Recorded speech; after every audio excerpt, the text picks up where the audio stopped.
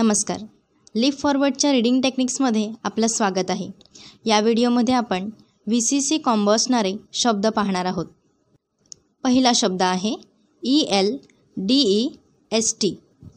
आता पहिली स्टेप म्हणजे आपल्याला यामधील VC कॉम्बो शोधायचा आहे. पहिला VC कॉम्बो आहे EL आणि दुसरा VC कॉम्बो आहे ES. आता या VC कॉम्बोनंतर कोणतं अक्षर आलं आहे हे आपल्याला पाहायचं आहे. वॉवेल आला आहे की कॉन्सोनंट. पहिल्या VC कॉम्बोनंतर D हा कॉन्सोनंट आला आहे, म्हणूनच VCC असा हा कॉम्बो झाला आहे. आणि आता दुसऱ्या VC कॉम्बोनंतरसुद्धा T हा कॉन्सोनंट आला आहे, म्हणूनच हा कॉम्बो VCC असा झाला आहे. जेव्हा VCC कॉम्बो असेल तेव्हा आपल्याला 2 Cच्या मध्ये शब्द तोडायचा आहे.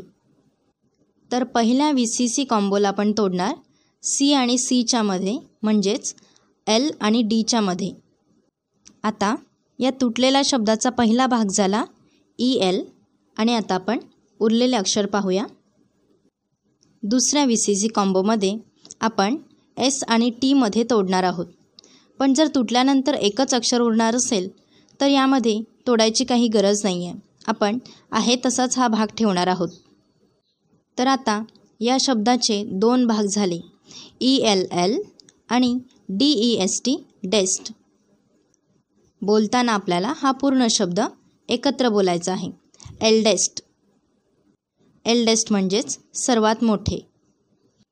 आपला दुसरा शब्द आहे CONTINENT. या शब्दामध्ये सुद्धा आपल्याला VC कॉम्बो शोधायचे आहेत. या शब्दामध्ये ON हा पहिला VC कॉम्बो आहे, IN हा दुसरा VC कॉम्बो आहे आणि EN हा तिसरा. आता आपल्याला VC कॉम्बोच्या पुढे कोणतं अक्षर आलं आहे हे पाहायचं आहे. जर VC कॉम्बोच्या पुढे वॉवेल आला असेल तर तो कॉम्बो झाला VCV आणि जर VC कॉम्बोच्या पुढे कॉन्सोनंट आला असेल तर तो कॉम्बो झाला VCC. पहिल्या VC कॉम्बोनंतर आला आहे T हा कॉन्सोनंट, म्हणूनच हा झाला VCC कॉम्बो. जेव्हा VCC कॉम्बो येतो तेव्हा आपल्याला 2 Cच्या मध्ये शब्द तोडायचा आहे. इथे VCC कॉम्बो आहे ONT, तर आपण N आणि Tच्या मध्ये तोडणार. आता हा शब्द तोडल्यानंतर पहिला भाग झाला CON. आता पुढील भाग पाहूया. आता दुसऱ्या VC कॉम्बो पुढे E हा वॉवेल आला आहे, म्हणूनच VCV कॉम्बो झाला आहे. मागील व्हिडिओमध्ये आपण पाहिलं की VCV कॉम्बो असेल तर आपल्याला V आणि Cच्या मध्ये शब्द तोडायचा आहे. तर आपण आता इथे I आणि Nच्या मध्ये तोडणार. आता CON TI आणि NENT असे भाग झाले आहेत. आता NENT मध्ये ENT हा VCC कॉम्बो आहे, पण आपण N आणि Tच्या मध्ये जर शब्द तोडला तर फक्त T हे एकच अक्षर उरतं. त्यामुळे आपल्याला इथे तोडायची गरज नाही आहे. त्यामुळे हा भाग आपण असाच ठेवणार आहोत. आता या शब्दाचे 3 भाग झालेत, CON कॉन, TIT आणि NENT नेंट. पूर्ण शब्दाचा उच्चार होईल कॉन्टिनेंट.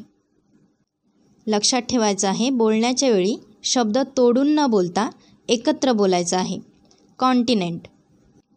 आता तिसरा शब्द आहे INTERSECT. पहिली स्टेप VC कॉम्बो शोधायचा आहे. पहिला VC कॉम्बो आहे IN, दुसरा VC कॉम्बो आहे ER आणि तिसरा VC कॉम्बो आहे EC. आता VC कॉम्बोच्या पुढे कोणतं अक्षर आलं आहे ते पाहायचं आहे, म्हणजे वॉवेल आला आहे की कॉन्सोनंट. जर वॉवेल आला असेल तर होईल VCV कॉम्बो, मग आपल्याला V आणि C मध्ये तोडायचं आहे. आणि जर कॉन्सोनंट आला असेल तर होईल VCC कॉम्बो, मग आपल्याला CC मध्ये तोडायचं आहे, म्हणजेच 2 C मध्ये तोडायचं आहे. आता पहिल्या VC कॉम्बोच्या पुढे टी हा कॉन्सोनंट आला आहे, म्हणूनच VCC कॉम्बो झाला. तर जेव्हा VCC असा कॉम्बो असतो तेव्हा आपण 2 Cच्या मध्ये तोडतो, म्हणजेच आपण इथे N आणि Tच्या मध्ये तोडणार. आता या शब्दाचे 2 भाग झाले.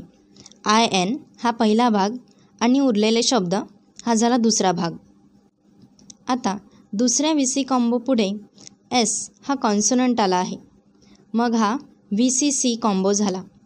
आता इथे आपण 2 Cच्या मध्ये तोडणार, म्हणजेच R आणि Sच्या मध्ये तोडणार.